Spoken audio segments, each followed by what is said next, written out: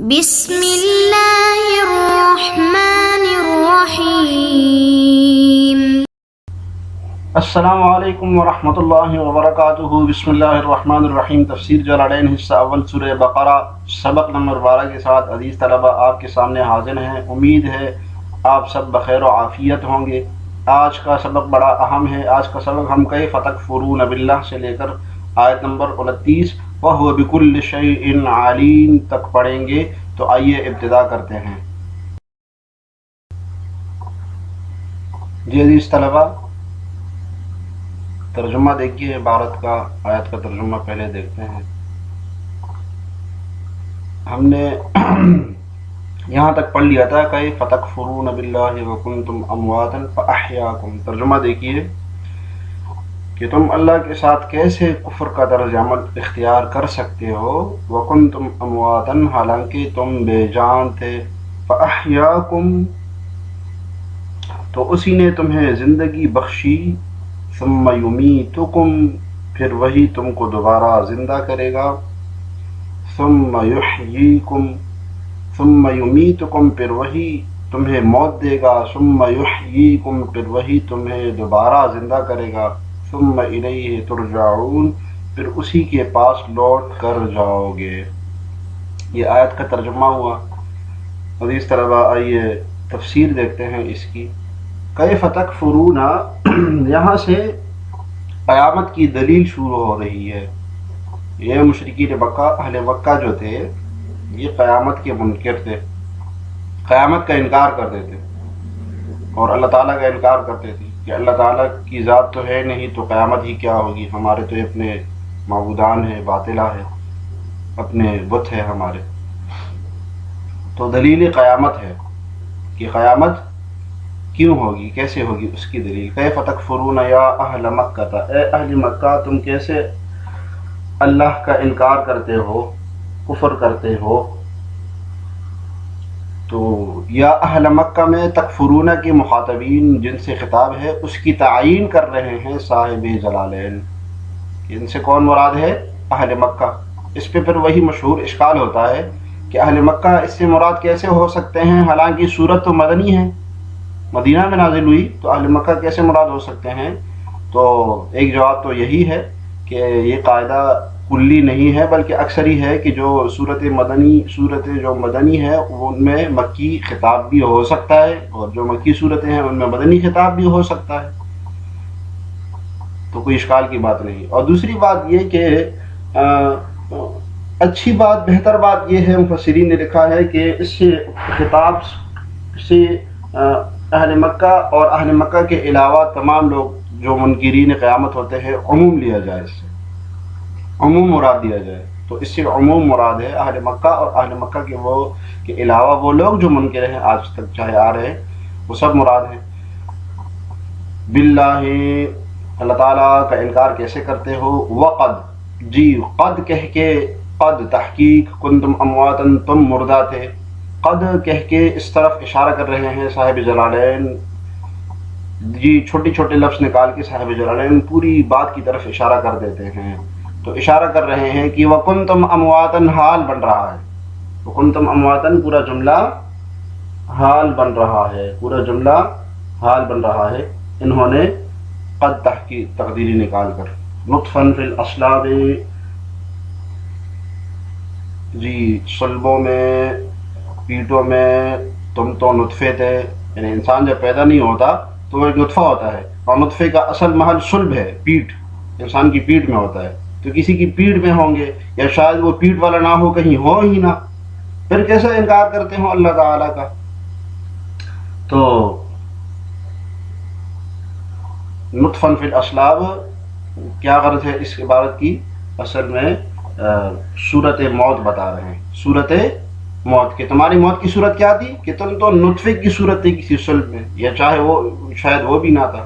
فَأَحْيَاكُمْ، پس اللہ تعالیٰ نے تمہیں زندہ کر دیا، فی الارحام، رحموں میں، جی صورت محل احیاء ہے، رحموں میں زندہ کر دیا، محل احیاء، زندگی کیسی تھی کہ کسی عورت کے رحم میں زندہ کر دیا، اس کو نطفے سے اس کو زندہ جاں بخشی، والدنیا اور وہ دنیا میں، جی بھی محل ہے، بنفخ الروح فیہ، روح کو پھونک کر تمہارے اندر روح کو پھونک کر.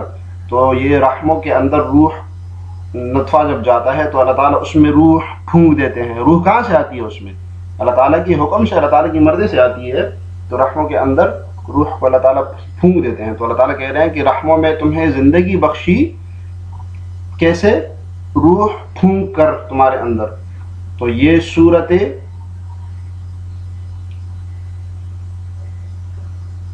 یہ صورت احیاء ہے.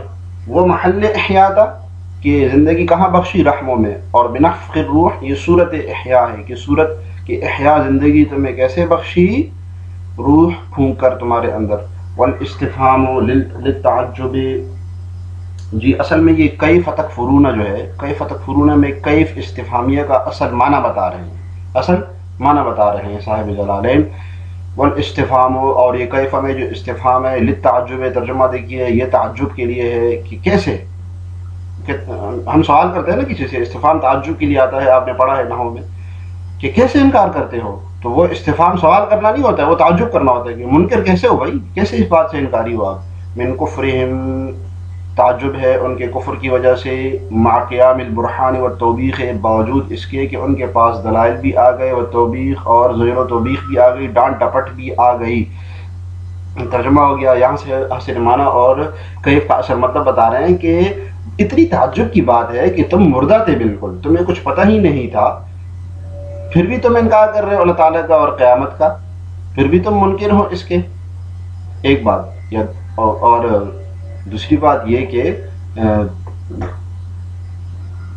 یہ استفہام وہ والا استفہام نہیں ہے کہ کسی سے سوال کیا جائے، بلکہ یہ استفہام تعجب کے لیے ہے کہ تم کیسے منکر بنتے ہو اس کے، اور باوجود اس کے کہ تمہارے پاس دلائل بھی آ گئے اور زجر و توبیخ بھی آ رہی ہے. ابھی جب زندہ ہو گئے تو تمہارے پاس اتنی دلائل آ رہے ہیں، پھر بھی تم ایسا کر رہے ہو. ابھی اصل مطلب کیا بنتا ہے؟ استفہامی انداز کا اصل مطلب یہ نکلتا ہے کہ جب تم مردہ تھے اور تمہیں کچھ پتہ ہی نہیں تھا تو اب انکار نہیں کرنا چاہیے، انکار نہیں کرنا چاہیے. تو جب تمہیں کچھ تھے ہی نہیں تم، تو اب انکار کرنے کی کوئی وجہ بنتی نہیں ہے. جی اس طرح آگے دیکھیے، ثم یمیتکم، پھر وہ تمہیں موت دے گا. یعنی ایک دفعہ یہ زندہ کر دیا دنیا میں زندہ کر دیا رحموں کے اندر، اور دنیا میں لے آیا پھر روح ڈال کے. ثم یمیتکم، پھر تمہیں موت دے گا، عند انتہاء آجالکم، تمہارے موت کے آنے کے انتہا تک، یعنی موت کا وقت جب آ جائے. تو یہ موقع اماتت ہے، موقع اماتت. ہر انسان کی موت کا ایک وقت مقرر ہے، اس پر اس کو اللہ تعالیٰ موت دے دے گے. ثم یحییکم، پھر تمہیں دوبارہ جی لائے گا، پھر تمہیں دوبارہ زندہ کرے گا. بالبعث، جی یہ صورت احیاء ثانی، دوسری صورت، کہ جب حشر کا میدان لگے گا اور سب زندہ ہوں گے تو اللہ تعالیٰ پھر تمہیں دوبارہ زندہ کرے گا. جب دوبارہ تمام مردے قبروں سے اٹھیں گے، اس سے وہ احیاء مراد ہے جب سور پھونکا جائے گا، پہلا سور. ثم الیہ، دوسرا سور جب پھونکا جائے گا. ثم الیہ ترجعون، پھر اسی کی طرف تم لوٹ کر جاؤ گے. تردون بعد البعث، جی اس بعث کے بعد، یعنی قبروں سے اڑ جانے کے بعد لوٹ کر جاؤ گے تم اس کی طرف. یہ ثم الیہ ترجعون کا حاصل معنی ہے تردون بعد البعث، ٹھیک ہے، کہ بعث بعد الموت، یعنی تمہیں جب قبروں سے اٹھایا جائے گا تو اللہ تعالیٰ کی طرف لوٹ کر جاؤ گے. فیجازیکم باعمالکم، علت رجوع، اللہ تعالیٰ کی طرف لوٹ کر کیوں جاؤ گے؟ بس وہ تمہیں بدلہ دے گا تمہارے اعمال کا. جس کے نیک اعمال ہوں گے اس کو نیک بدلہ ملے گا، اور جن کے بد اعمال ہوں گے ان کو بد بدلہ ملے گا. وقال تعالی دلیلا علی البعث، اور اللہ تعالیٰ بعث بعد الموت پر، یعنی یہ دوبارہ اٹھ جانے پر دلیل دیتے ہوئے فرما رہے ہیں. جی یہ بیان فصل ہے کہ یہاں سے دلیل دے رہے ہیں اللہ تعالیٰ. هو الذی خلق لکم ما فی الارض جمیعا، اللہ تعالیٰ وہ ذات ہے جس نے بنایا تمہارے لیے زمین کو، پوری کی پوری زمین کو بنایا. ای الارض ما فی الارض، ای الارض وما فیہا، جی ای الارض وما فیہا.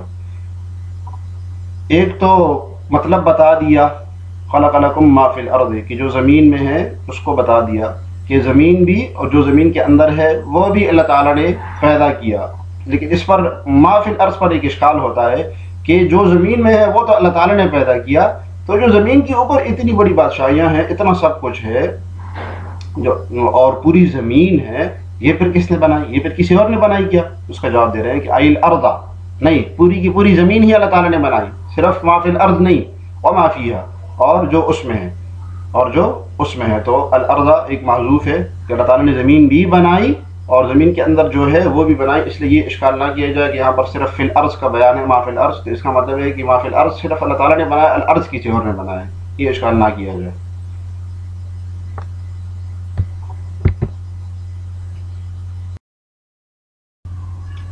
جی عزیز طلباء، زمین کو کیوں پیدا کیا؟ لتنتفعوا به وتعتبروا، تاکہ تم اس زمین سے نفع حاصل کرو اور اسی طرح اس سے عبرت حاصل کرو، اس سے عبرت حاصل کرو. تو علت خلق بتا رہے ہیں صاحب جلالین. پیدا کرنے کا، زمین کے پیدا کرنے کا مقصد کیا تھا؟ سب سے پہلے حصی فائدہ بتا رہے ہیں، لتنتفعوا به، تاکہ تم نفع حاصل کرو. زمین میں رہ کے ہم زمین سے فوائد حاصل کرتے ہیں، بہت سارے اس میں اگاتے ہیں، پھر ہمیں رزق ملتا ہے، پھر ہم اس کو کھاتے ہیں، اور بھی بہت سارے فائدے ہیں. تو یہ حصی فائدے. وتعتبروا، اور تم اس سے عبرت حاصل کرو، اور تم اس سے عبرت حاصل کرو. یہ معنوی فائدہ کہ زمین میں چل پھر کر اس سے عبرت حاصل کرو. ٹھیک ہے، دوسرا مقصد ہے خلقہ. ثم استوى الى السماء فسواهن 7 سماوات وهو بكل شيء عليم. آیت کا ترجمہ دیکھیے. ثم استوى، پھر وہ آسمان کی، ثم استوى الى السماء، پھر وہ آسمان کی طرف متوجہ ہوا. فسواهن 7 سماوات، چنانچہ ان کو 7 آسمانوں کی شکل میں ٹھیک ٹھیک بنا دیا. فسواهن، برابر کر دیا 7 آسمانوں کی شکل میں. اور وهو بكل شيء عليم، اور وہ ہر چیز کا پورا علم رکھنے والا ہے. جی عزیز طلباء، تفسیر دیکھیے. ثم استوى بعد خلق الارض، زمین کو پیدا کرنے کے بعد اب اللہ تعالیٰ متوجہ ہو گئے آسمانوں کی طرف. ای قصادہ، یعنی ارادہ کیا. ایک بات یہاں پر سمجھ لیں کہ یہ جو استوا ہے، استوا یستوی استواء، یہ استوا کا معنی کیا ہوتا ہے؟ اس کا معنی یہاں پر صاحب جلالین نے قصد کے لیے ہے، ارادے کے لیے ہے، جس کا اردو میں ترجمہ کیا گیا ہے ہمارے حضرات نے. پھر اللہ تعالیٰ متوجہ ہوئے آسمانوں کی طرف. تو اس کے 3 معنی آتے ہیں استوا کے. ایک معنی آتا ہے پہلا یہی معنی قصد کا، جس کو اردو میں متوجہ ہونا ترجمہ مراد دیا جاتا ہے. اور دوسرا معنی آتا ہے ٹھہرنے کا، ٹھہرنا، استوا، قرار پکڑ لینا. جیسے واستوت علی الجودی، تو نوح علیہ السلام کی کشتی کے بارے میں آتا ہے نا کہ قرار پکڑ لیا اس نے جودی پہاڑ پر، ٹھہر گئی وہ جودی پہاڑ پر. اور تیسرا معنی ہوتا ہے استوا کا، چڑھنا، استوئی تو علی الجبل میں جا پہاڑ پر چڑھا. تو وہ یہ 3 معنی ہوتے ہیں. تو یہاں پر یہ پہلا معنی مراد ہے، صاحب جلالین نے اسی طرف اشارہ کیا ہے، استوا کے معنی کی تعیین کی ہے. الی السماء فسواهن، آسمان کی طرف متوجہ ہوئے، اس کو برابر کر دیا. الضمیر یرجع الی السماء، فسواهن میں جو ہن ضمیر ہے یہ سما کی طرف لوٹ رہی ہے. لانها فی معنی الجمع العائلۃ الیہ، اس لیے کہ معنوی طور پر جمع ہے اور آنے والے وقت میں بھی یہ جمع ہی ہوگا. اس عبارت کو ذرا سمجھیے. یہ ضمیر فسواهن میں جو ہن ضمیر ہے یہ سما کی طرف لوٹ رہی ہے. اب پھر اس کے اوپر اشکال ہوتا ہے کہ سما تو واحد ہے اور ہن ضمیر جمع مؤنث کی ہے، تو وہاں اس کی طرف آپ کیسے لوٹا رہے ہیں اس کو؟ تو لأنہا سے اس اشکال کا جواب دے رہے ہیں صاحب جلالین. ٹھیک ہے، کہ اگرچہ یہ ہے تو واحد لیکن معنوی طور پر یہ جمع ہے. کیسے؟ کہ باعتبار ما یعول کی یہ جمع ہوگا، یہ سما باعتبار ما یعول کی جمع ہوگا کہ بعد میں اللہ تعالیٰ اس کو 7 آسمان بنا دیں گے. تو 7 آسمان تو جمع ہیں، 7 آسمان تو جمع ہیں. تو جواب سمجھ آ گیا. یہ اشکال نہ کیا جائے کہ ہن ضمیر جمع ہے اور سما جس کی طرف وہ لوٹ رہی ہے وہ واحد ہے، تو یہ تو صحیح نہیں ہے. تو جواب یہ ہے کہ بھائی معنوی طور پر یہ جمع ہے. ایک جواب عزیز طلباء یہ دیا جاتا ہے کہ یہ سما جو ہے یہ جمع کا لفظ ہے، یہ اور سماعتن کی سماعتن کی جمع ہے. کس کی؟ سماعتن کی جمع ہے. اور ایک جواب یہ بھی دیا جاتا ہے کہ یہ سماعن الی السماء یہ اسم جنس ہے، اور اسم جنس واحد اور جمع دونوں بار بولا جاتا ہے. آپ نے پڑھا ہوا ہے اس کو. ای سیرها کما فی آیت اخری، یعنی کہ برابر کر دیا اس کو. حاصل معنی یعنی کہ بنا دیا اس کو، برابر کر دیا اس کو. کما فی آیت اخری دلیل دے رہے ہیں اس کی صاحب جلالین، جیسے کہ دوسری آیت میں آیا ہے فقضاہن سبع سماوات. فقضاہن کہ اللہ تعالیٰ نے فیصلہ کر دیا ان آسمانوں کا، اللہ تعالیٰ نے برابر کر دیا، اللہ تعالیٰ نے بنا دیا ان آسمانوں کو. سبع سماوات وہو بکل شیء علیم، اور اللہ تعالیٰ ہر چیز کا علم رکھنے والے ہیں. مجملا و مفصلا، اجمالی علم بھی رکھنے والے ہیں، تفصیلی علم بھی رکھنے والے ہیں. اجمالی علم بھی ہے کہ یہ چیز زمین ہے، یہ آسمان ہے، اور تفصیلی علم بھی ہے کہ اس زمین کے اندر کیا کیا چیزیں ہیں، کیا کیا ہے اس میں. افلا تعتبرون ان القادر على خلق ذلك ابتداء وهو اعظم منكم قادر على اعادتكم. جی تتم دلیل اور حاصل معنی ترجمہ دیکھیے. کیا پس تم عبرت حاصل نہیں کرتے اس بات سے کہ اللہ تعالیٰ اس کے پیدا کرنے پر ابتداءً، اس آسمان و زمین کے ابتداءً پیدا کرنے پر خالق ہے. وَهُوَ أَعْظَمُ مِنْكُمْ، اور یہ سب چیزیں آسمان و زمین تو تم سے کتنے بڑے ہیں، کتنے عظیم ہیں. تو اللہ تعالیٰ جب اس پر قادر ہے تو قادر علی اعادتکم، تو تمہارے دوبارہ لوٹانے پر، بعث بعد الموت پر بھی اللہ تعالیٰ قادر ہیں. تو غور کیجئے، تتمہ دلیل ہے یہ اور حاصل معنی ہے کہ اللہ تعالیٰ نے پوری دلیل آیت کی بتا دی. هو الذی خلق لکم ما فی الارض جمیعا اور کیف تکفرون. اس پوری کے حاصل معنی کیا بنتا ہے کہ تم عبرت حاصل، یہ جو هو الذی خلق لکم ما فی الارض یہ جو آیت ہے، تم اس سے عبرت نہیں حاصل کرتے کہ اللہ تعالیٰ نے اتنی بڑی زمین اور اتنے بڑا آسمان اور ساتوں آسمان اور ساتوں زمینیں بنائی، تو تم اس سے عبرت حاصل نہیں کرتے ہو کہ جب اتنی بڑی چیزیں بنائی جو تم سے اتنی بڑی ہے، تو تمہارے کیا دوبارہ لوٹانے پر، دوبارہ قبروں سے اٹھانے پر اللہ تعالیٰ کیا قادر نہیں ہے؟ بس عزیز، آج کا سبق انشاءاللہ یہی تک.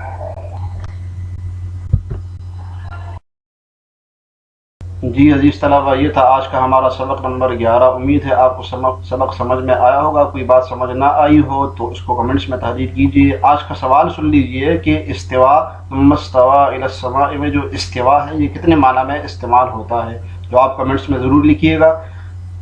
اللہ تعالیٰ ہمیں جلالین پڑھنے، سمجھنے اور اس پر عمل کرنے کی توفیق عطا فرمائے. السلام علیکم ورحمۃ اللہ وبرکاتہ.